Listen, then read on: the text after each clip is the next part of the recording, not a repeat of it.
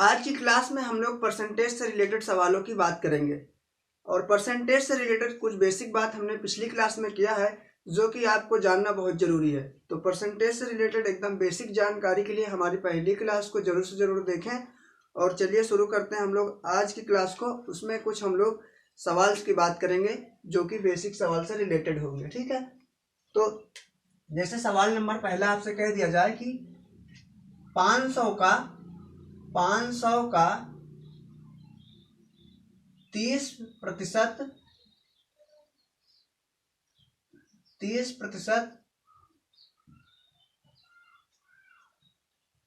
कितना होगा। इस तरीके के सवाल आप बिल्कुल आसानी तरीके से बना पाते हैं, ठीक है। जैसे इसको सॉल्व करने के लिए क्या करेंगे, 500 लिखेंगे, का मतलब होता है गुणा 30%।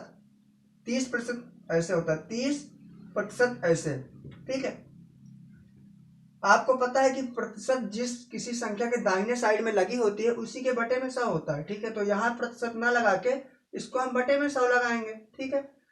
अब इस 2 जीरो से इस 2 जीरो को काट देंगे। अब इस 5 से 30 में गुणा करेंगे तो 3 पच्चे हो जाएगा 15 मीन्स 150, ठीक है।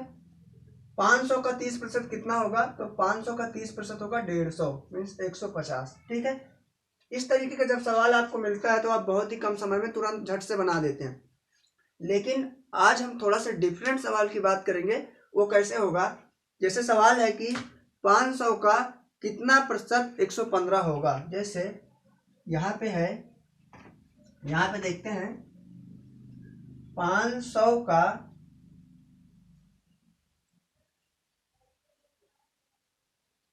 कितना प्रतिशत 115 होगा। अब आप इस सवाल को कैसे बनाएंगे, ठीक है। 500 का कितना प्रतिशत 115 होगा। इस तरीके का सवाल का जो लिखने का मेथड है, जो लिखने का तरीका है, आप उसको लिखना सीख जाएंगे, मीन्स सेट करना सीख जाएंगे, तो इस तरीके का सवाल आप बहुत ही कम समय में बना पाएंगे। तो चलिए इसको हम लोग कैसे लिखते हैं उसको देख लेंगे। इसको सॉल्व करने के लिए क्या करते हैं,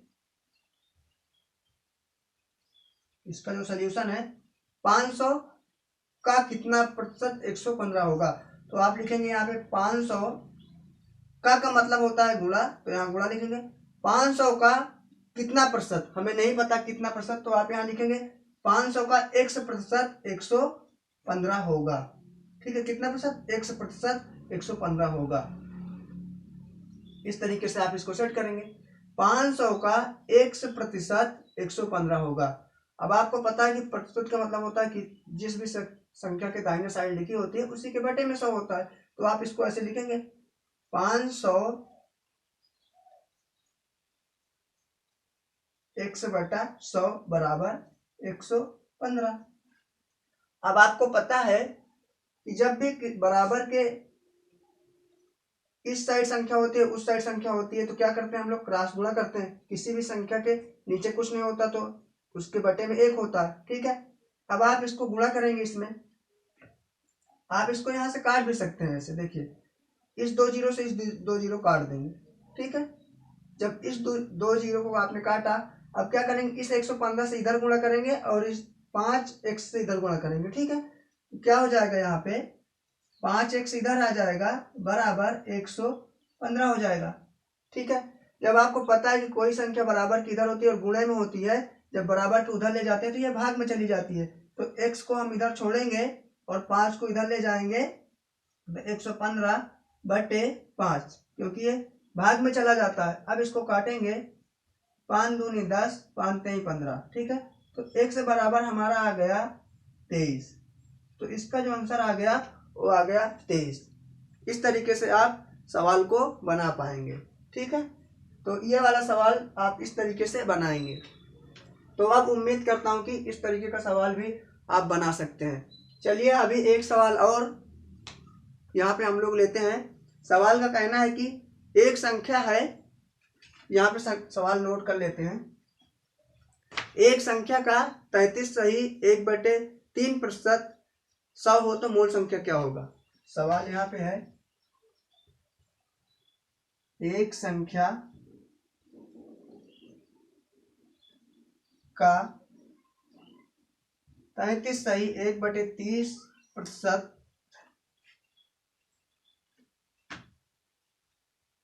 30% 100 है। 100 हो तो मूल संख्या क्या होगा? 100 हो तो मूल संख्या क्या होगी? ये वाला जो सवाल है कम से कम 15 बार रेलवे के एग्जाम में पूछा जा चुका है, तो इसलिए छोटे छोटे सवाल आपको जरूर से जरूर पता होना चाहिए। ठीक है, तो इसको हम लोग कैसे सॉल्व करेंगे? सवाल का कहना कि एक संख्या का 33 सही 1/3% 100 हो तो मूल संख्या क्या होगा? ठीक है, तो इस तरीके के सवाल को सॉल्व करने के लिए एक संख्या क्या है, हमें एक संख्या नहीं पता, तो एक संख्या हम लोग मान लेते हैं यहाँ पे सोल्यूशन करने के लिए। एक संख्या x है।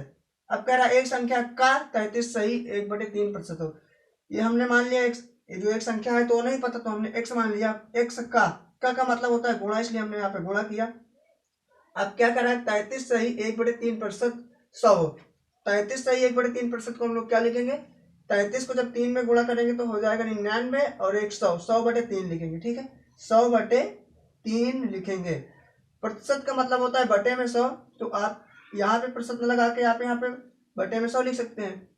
अब क्या कह रहा है 33 सही 1/3% 100 हो, तो यहाँ पे बराबर में 100 लिखेंगे। तो मूल संख्या क्या होगी? अब आप क्या करेंगे, इस वाले 100 से इस वाले 100 को काट देंगे। ठीक है, अब इसको क्रॉस में गुणा कर देंगे इधर से, क्योंकि जब आपको पता है यहाँ कुछ नहीं तो बटे में 1 है, तो जब बराबर की इधर अंश और हर के रूप में लिखा होगा, इधर भी अंश और हर के रूप में लिखा होता है, तो हम क्रॉस में गुणा करते हैं ऐसे और ऐसे। इस 3 को 100 में गुणा करेंगे तो हो जाएगा 300। ठीक है, अब इधर वाले 1 से इस वाले 1 से इधर गुणा करेंगे तो इधर हो जाएगा x, क्योंकि x से 1 में गुणा करेंगे तो x ही हो जाएगा, इसलिए जो मूल संख्या हमारी होगी वो होगी 3। तो इस तरीके का भी सवाल आपको पता होना चाहिए। आपको सभी छोटे से छोटे सवाल से शुरू करना चाहिए और बड़े से बड़े सवाल तक जाना चाहिए। इसलिए पहले हम लोग पहली क्लास में हम लोग बिल्कुल छोटे सवाल की बात की थी, बिल्कुल बेसिक सवाल की बात की थी। अब हम लोग धीरे धीरे थोड़ा बड़े सवाल की बात करेंगे। ठीक है, तो बस आज क्लास में इतना ही, फिर हम लोग मिलेंगे अगले क्लास में। तब तक के लिए thank you, bye bye and take care.